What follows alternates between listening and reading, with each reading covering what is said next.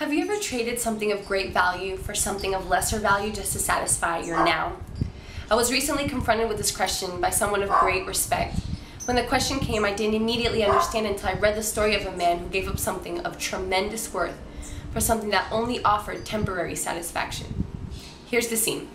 Jacob and Esau are brothers. They're twins to be exact. Esau was born first, which means that he was given the inheritance of all that his father owns, a birthright. Esau not only has a birthright, but he is also known for his great hunting skills and for being quite manly. Then we have Jacob. He's a second-born, meaning he has no right to anything, and he likes to make soup. And action. Jacob was boiling lentil stew one day when Esau came from the field, hunting, and was faint with hunger. And Esau said to Jacob, "I beg of you, let me have some of that red lentil stew to eat, for I am faint and famished. Then sell me your birthright, the rights of your firstborn." Esau said, "See here, I am at the point of death.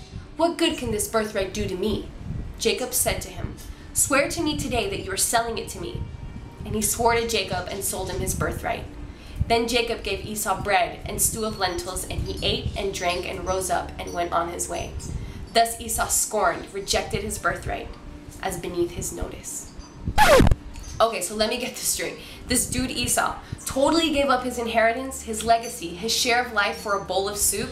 I was completely amazed when I read this, and then I began to think, how many of us have done the same?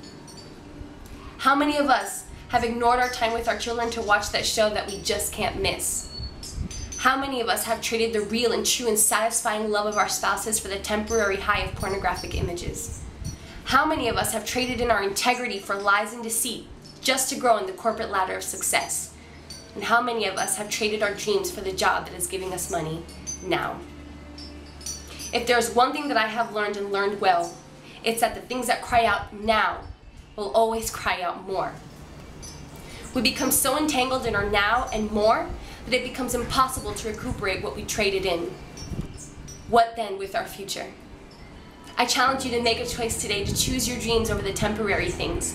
Remind yourself daily of what you're fighting for by writing down your dreams and placing them somewhere that you can see them when you're tempted to make an unwise trade.